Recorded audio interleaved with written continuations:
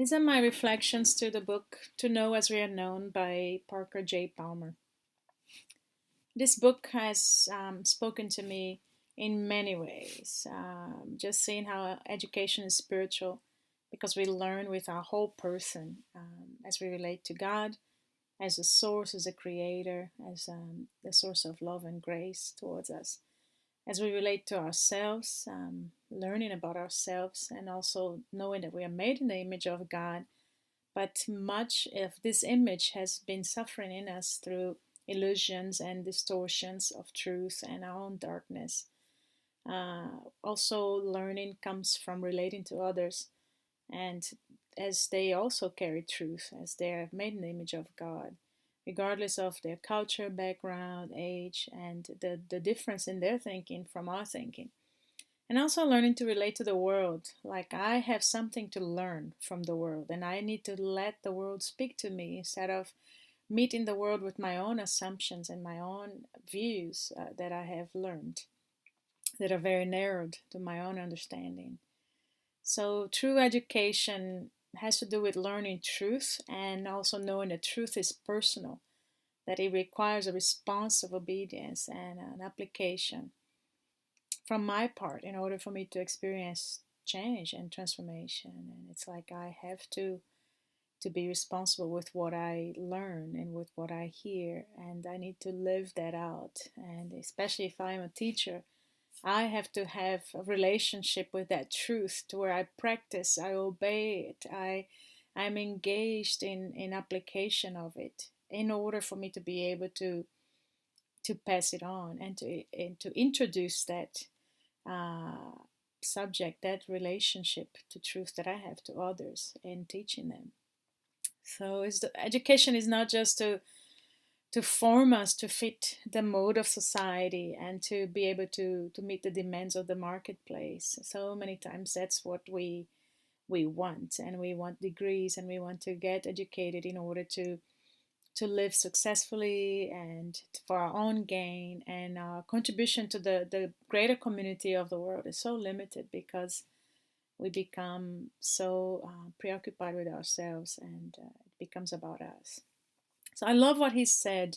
To learn is to face transformation, and to be able to, yeah, to embrace truth and be a part of a community of truth, to contribute, to encounter others, to get involved in their lives, and to let other people contribute to my knowing. Um, Instead of being a teacher who gives information and who does not uh, bring students to a place where they get involved with what they're learning. The classroom is not a community of learners of truth, as Palmer presents so beautifully in this book. I loved his description of community and creating a community of trust, of loyalty to truth, to where we're committed to speak truth, to pursue truth, to know truth, but to be known by truth, to search truth, and to let truth search us, and to be able to share that and receive from one another. I love that concept and how it brings it only works if it has obedience to it. Like it doesn't matter what kind of teaching, how amazing it is, if it's not followed by obedience, then it's not truth. It's not happening. So, what were some questions that I saw that I was left with as I read this book?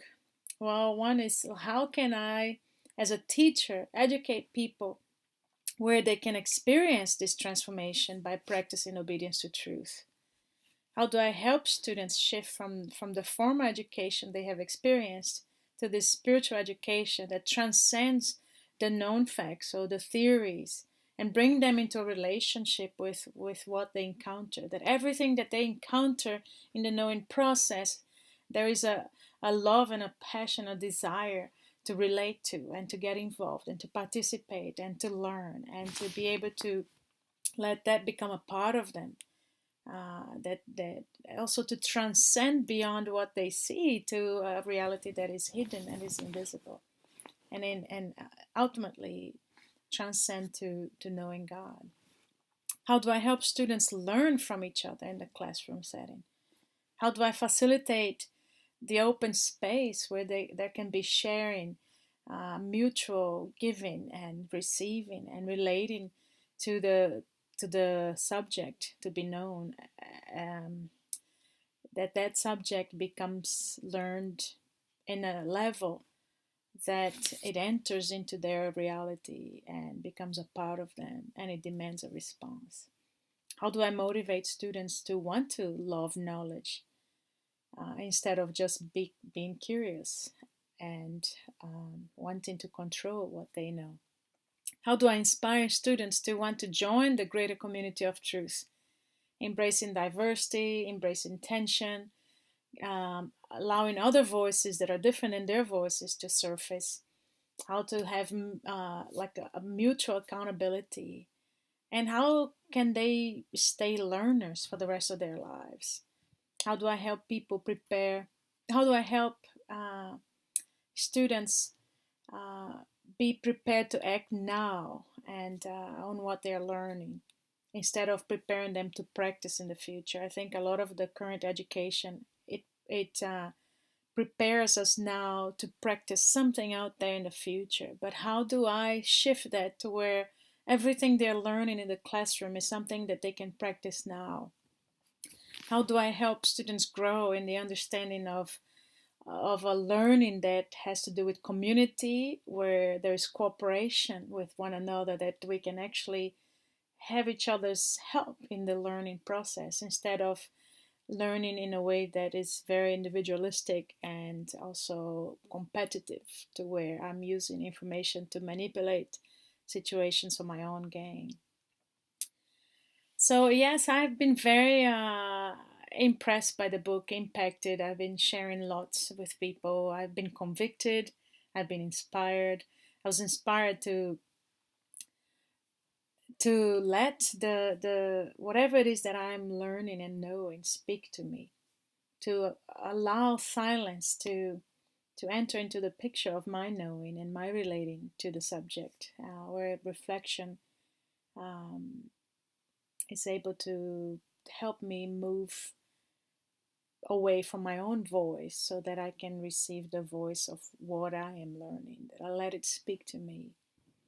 It made me appreciate the YM motto of um, live and learn model of environment, that we can live together and work together and relate, be a part of a discipling community that is pursuing growth in truth in a context of relationship with each other from different cultures, different age groups, experience, gender, to connect with God and one another in the context of worship, of prayer, of teaching, of working, interaction in relationships. All of this environment of YWAM help us to learn, and the learning is mutual. We're all at the same level in a sense of growing and wanting to learn and relate.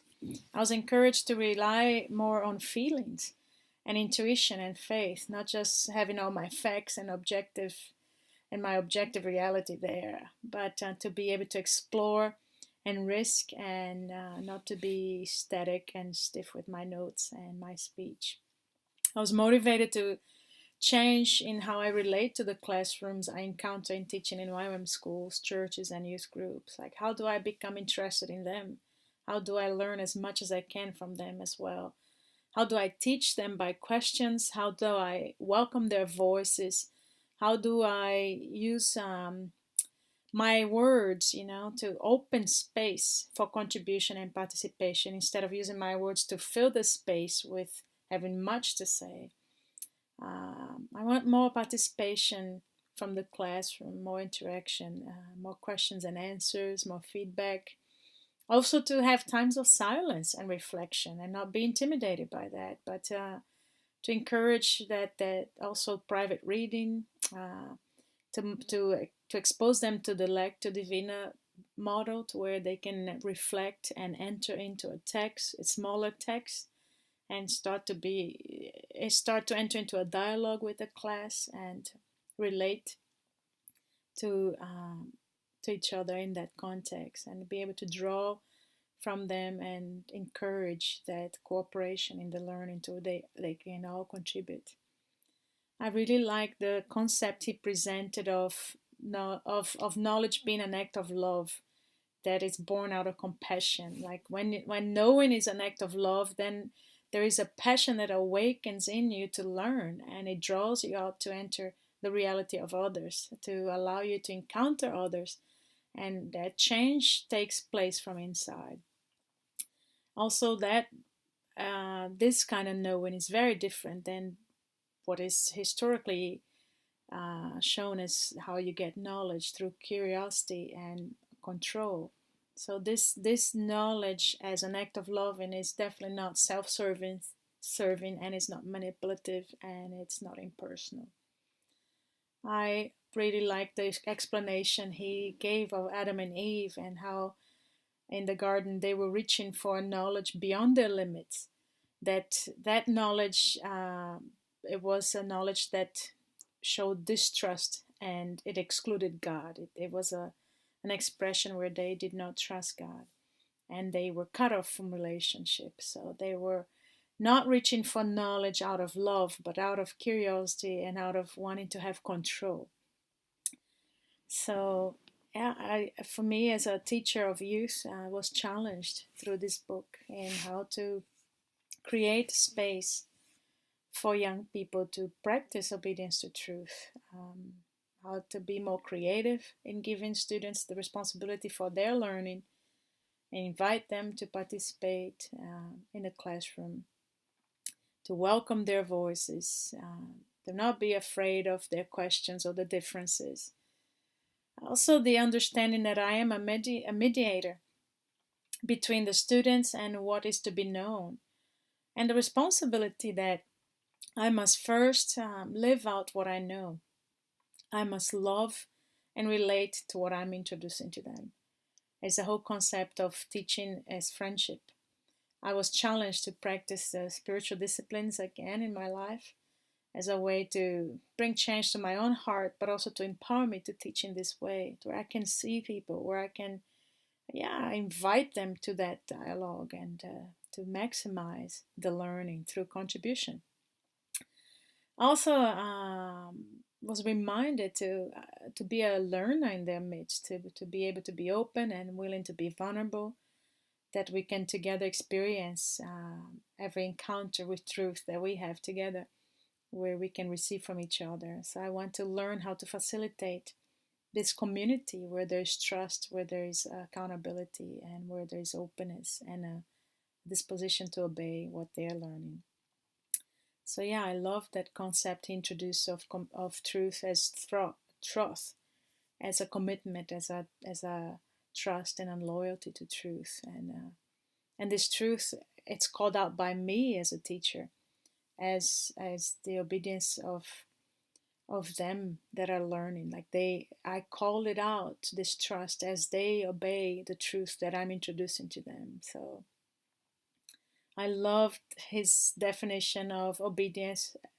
He says obedience is as not as a slavish adherence to authority, but careful listening and responding in a conversation of free selves.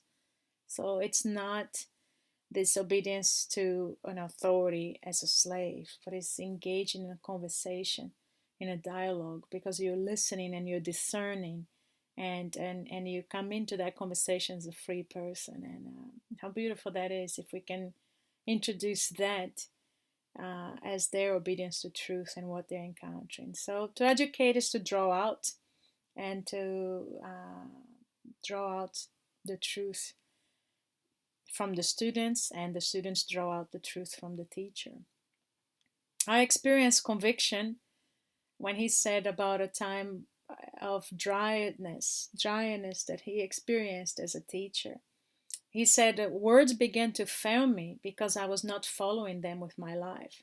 I was failing to incarnate what truth I had been given, and my words, lacking flesh, were skeletons with no animation or powers of regeneration. And it was very interesting. He said his words became empty, and he was lacking words in his talks because he was not living them and following them. And I felt convicted when I read that, because I had just experienced a conversation with a friend the other night. And the very things I had been teaching in classrooms and in schools and feeling like they were revelation to me, when I shared with her, they felt empty in my mouth, and they felt like I had no conviction of them. And I recognized that a lot of the things that I've been saying and teaching, I have not practiced. I have not had time to practice, or I have not engaged intentionally in walking that out and obeying the truth that I've been speaking. And just it took me to a place of repentance and really evaluating some of the things that I've been teaching and to implement in my life and say, God, I need to come back and to, yeah, to regain this truth in my life by obedience. So he said that the words can begin to return when you start to act on them again. And that's what I want to do. And he says, failing to put my life where my mouth was, I was also failing to let my words emerge from the truth of my life. And I don't want my words to not have truth and not have life. So I loved his book and his approach to truth, and it being personal and in a context of a community. Um, Also listening to learn how to listen. That's an area that I really need to grow personally, because I'm more of a talker.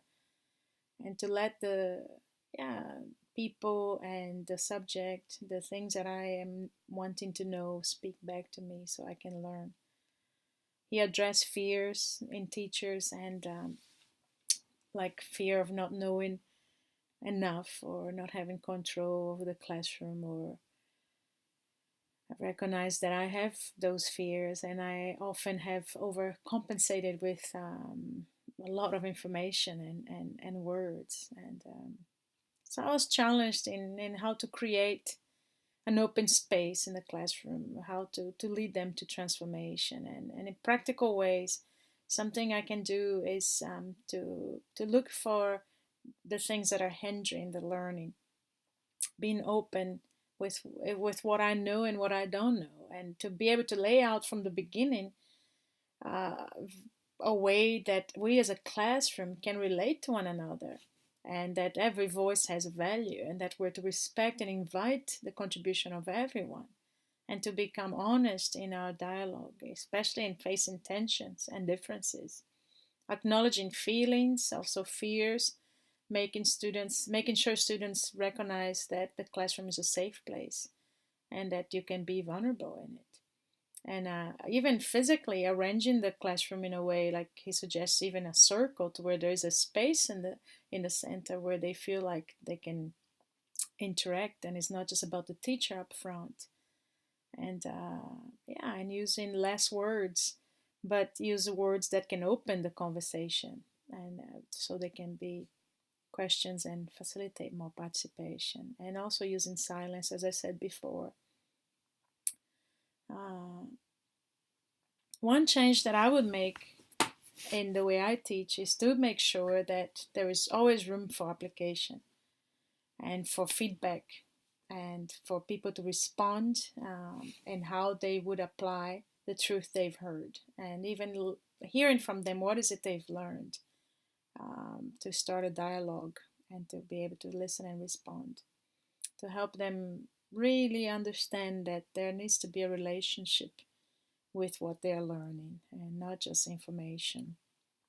Also, to give them assignments that they can practice, uh, and to read and reflect, and also to write their own dialogues, and to help them remember. Um, I loved his description of the fruit of spiritual practice as teachers, like the paradox of spirituality, which is that tension we live in.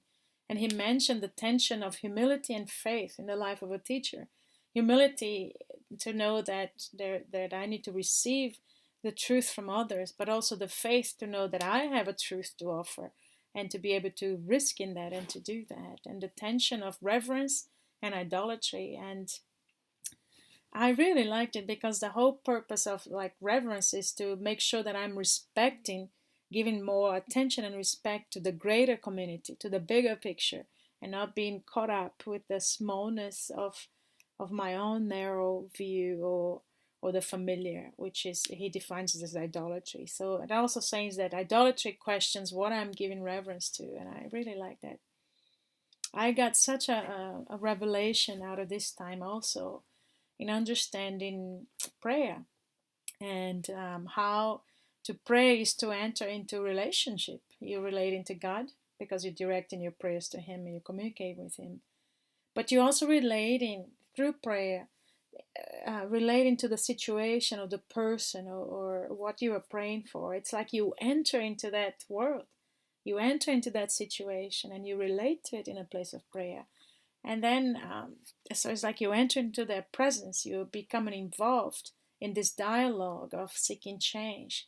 And you allow yourself to receive their reality, and your heart is open to feel and to experience empathy and care and compassion. And through the relationship of prayer, I become an agent of change. So that was really cool to receive this revelation. So how will I describe this book to others? Well, I'll be describing how education is a spiritual journey of relational and communal learning where we know and become known through personal relationships with the teacher, with others, with the subjects at hand and the world.